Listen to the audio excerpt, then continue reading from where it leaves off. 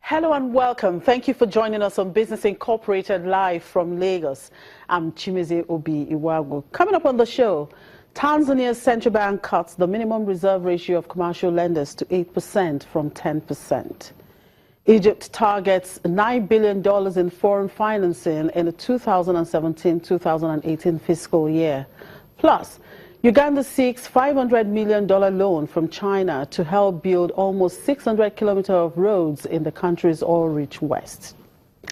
Let's get started. We'll begin with the markets, and here in Africa, all the markets we track here were all in the green at intraday trading. The NSE All Share Index was majorly driven by Stanbic IBTC earnings, which came out positive, and of course Lafarge stock, which seems to be investors' toast for today. Looking at the numbers there, Johannesburg Stock Exchange was up 0.06%. Egypt Stock Exchange was 1.25% higher, and Kenya Stock Exchange, that's the Nairobi Stock Exchange, closed up 0.47% higher on Wednesday. And markets in the Middle East were trading mostly high at intraday, but for Dubai financial market, which was down 0.38%, all the other markets in the region were looking up. Saudi Arabia index was up despite the news that ratings agency Fitch has downgraded Saudi Arabia's credit ratings by one notch on concerns that the oil exporter will struggle to fully implement its ambitious economic measures to wean the country of its oil dependence. Fitch lowered the kingdom's long-term foreign and local currency ratings to A+ from AA- with an A stable outlook. It noted the continued deterioration of public and external balance sheets as a reason for the cuts. And looking at the numbers there, Abu Dhabi was trading up 0.30%. Qatar Stock Exchange was up 0.47%. Saudi Arabia up 0.65%. In Europe, investors continued to monitor developments surrounding U.S. President Donald Trump's pro-growth agenda. And in the UK, 4 people died and 40 people were injured after a suspected terrorist drove a car along a pavement in Westminster, London.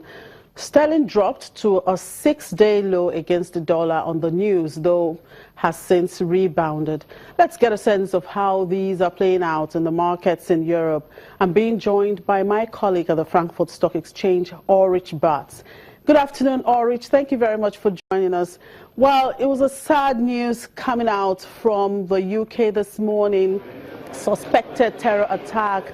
Is the market where you are standing right now concerned about this development? The market, as the market goes, is not concerned. It's not affecting the trading prices here. And it didn't leave a mark yesterday afternoon when the news hit here. The market still had about an hour and a half of trading to go when the first bit of news rolled in, but there was no dent in the DAX behind me, if you will. But certainly the people were not as resilient. They were shocked. I talked to one trader, and he made a very serious face and was very moved by it. And walking down on the floor through the different pods where the people were trading, I could hear the conversation, and that was what they were talking about, you know, how they were interpreting the latest piece of news, what kind of a car it was, what the driver was doing. So that was foremost on people's minds, and I think people are also looking at that today. But what's really influencing the market share prices today is the Obamacare vote later in Congress in the United States. People, at the moment at least, they're interpreting that as a make or break point for Donald Trump's muscle in Congress. If he fails on this, well, what does that mean for the important economic policies that have fueled these equities rise gains since his election? That's what people are worried about. Well, of course, all eyes will be on President Trump on what he has to say later today. Let's come to Germany, where you are. The European Central Bank will host a General Council meeting in Frankfurt today. Is the ECB president expected to make any policy statement at this meeting? No, there's no policy statement scheduled. There's no statement at all scheduled. These general council meetings are also of a different type. Monetary policy, at least officially, is not being discussed there because it's not just the 19 members of the Eurozone which are present, but at these general policy meetings you have the president of the ECB and his vice president and the 28 central bank governors of the European Union. That is, also the Swedes are there, or the Polish people, the Polish central bank governor, or the governor of the Bank of England. And while there's no official agenda that's being published, I phoned the ECB and asked, what are you talking about? Nope, no word on that. You can be sure that they'll be talking about the issues that are at play at the moment, the Brexit, perhaps also the attack in London, the effects of Donald Trump's policies on the market and on the central bank's policies here, and perhaps also the Fed's course, which is also, of course, very important in relation to what the ECB does. And probably the French election that is coming up next month. Anyway, let's look at that France. The confidence in French manufacturing fell more than expected in March as business leaders became less optimistic about their own outlook and sector-wide production. Talking about the French election, could this lack of confidence be as a result of the forthcoming elections scheduled for next month? Talk to us about it. Yeah, I think it's only due to the election that the French economy has really been improving in the last little bit. People still see the need for lots more reforms, and that's an issue in the current presidential election debate.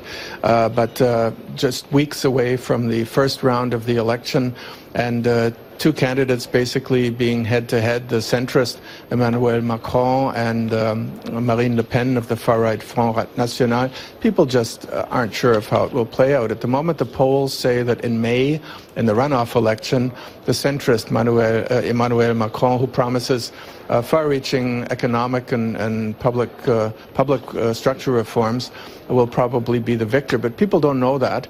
And so I think the business people are holding back. They're holding back on ideas of investing and of maybe employing new people because of the uncertainty that is just looming in France until May. And incidentally, not just in France, but in the whole of Europe. That is a central question everyone is asking.